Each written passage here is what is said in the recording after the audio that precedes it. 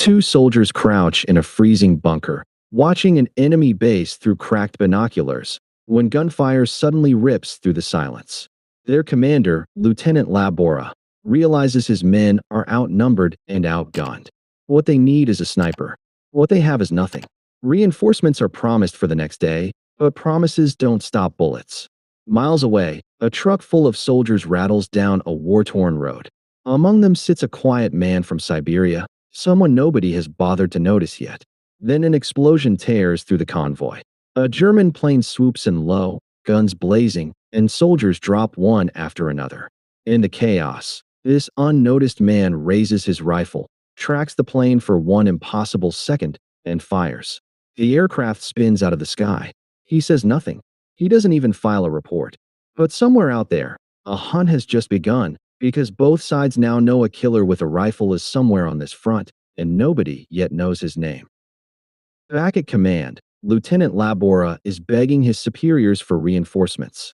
He's told there are none to spare, but there is one strange detail floating around headquarters. Someone, somewhere, shot a German plane clean out of the sky with a single rifle round.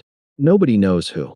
If Labora could find that man, he'd have exactly what his unit desperately needs. Four new soldiers arrive at the bunker. None of them are snipers. Labora walks away disappointed, unaware that the very man he's searching for is sitting quietly just feet away, having wandered in after hearing a folk song sung in his native tongue by a homesick soldier named Nikolai. When Labora finally learns the truth, he doesn't believe it at first. He sets up wooden targets and orders the quiet Siberian to prove himself. 3 shots. 3 perfect hits. The lieutenant has found his sniper, and everything is about to change. The very same day, heavy bombing shreds the bunker. Loudspeakers blare a surrender demand from the German line. One furious soldier climbs out to scream curses at the enemy and is cut down instantly. Another tries to save him and is shot too. Labora has seen enough. He hands his new sniper a rifle and gives him a brutal task. German machine gunners reload every 7 seconds, and in that narrow window, he needs 3 kills. The sniper waits, calm as stone, and when the guns fall silent to reload, he rises and fires 3 times. 3 gunners drop. On the other side of the field, a German sniper watching through his scope goes still. He wasn't told the Russians had anyone like this. That German marksman has a name, Schultz, and he's exactly as dangerous as the reports suggest.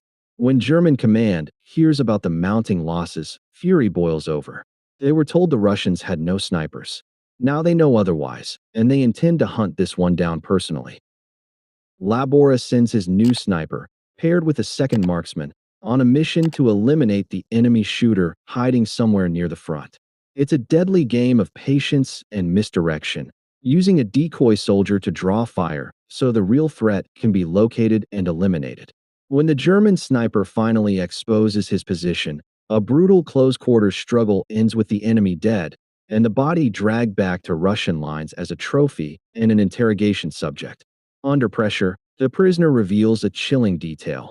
There's an even more dangerous marksman still out there. His name is Schultz, and if he ever gets involved, he won't miss.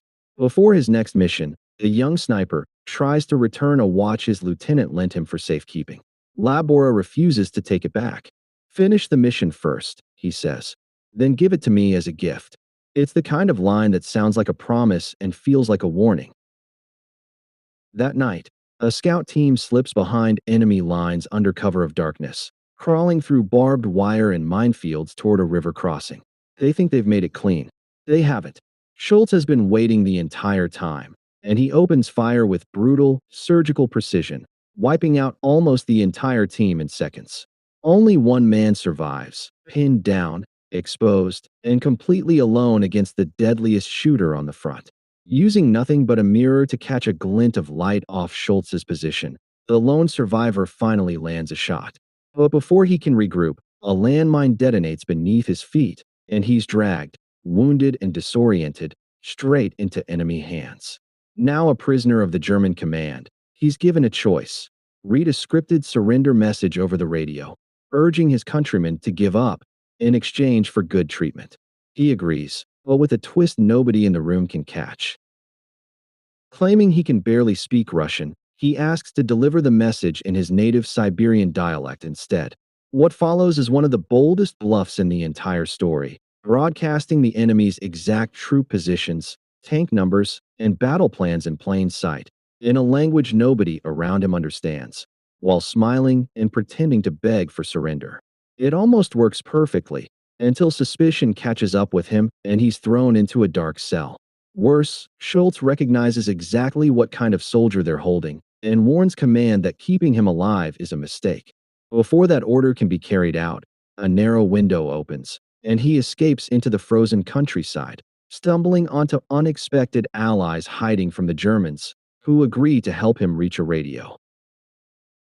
Unable to speak freely over open airwaves, he sings, encoding troop movements and enemy positions inside the melody of a folk song, gambling that only one person on Earth would understand what he's really saying. Back at base, Nikolai hears the broadcast and immediately recognizes both the voice and the hidden message. Command finally has the intelligence they need, but almost nobody believes it came from a reliable source. It's dismissed as enemy propaganda. So it falls to one man to stop an entire tank column, alone, with 2 bullets and a hunting rifle. His plan is desperate and almost suicidal. Rig an old artillery shell to a bridge the German tanks must cross, then wait, exposed, for the perfect moment to detonate it. Meanwhile, the main Russian force is thrown into a brutal, all-out assault against dug-in German positions, taking heavy losses as they try to break the line before the tanks arrive. And waiting at that bridge, searching every shadow, is Schultz, sent personally to finish what he started, with a promised medal riding on a single kill. The first shot from the hunting rifle misses. Schultz hears it, spots movement in the bushes, and takes what he believes is the kill shot. He's wrong. It's a decoy, a body deliberately left in the open as bait. When Schultz walks in to confirm the kill, the Real sniper rises silently behind him and finishes it with a single shot to the head. With no bullets left for his own rifle, he picks up Schultz's weapon instead. The German tanks roll onto the bridge, and at the exact moment they reach the center, he detonates the rigged shell. The explosion swallows the bridge and every tank on it, cutting off the German advance completely. Back at the main position, the Russian assault finally breaks through, capturing the enemy base and taking the German commander prisoner. The battle that should have wiped out an entire unit ends instead in total defeat for the other side. The lone sniper who nobody noticed at the start makes his way back to his unit, and this time, every single soldier is waiting to welcome him home.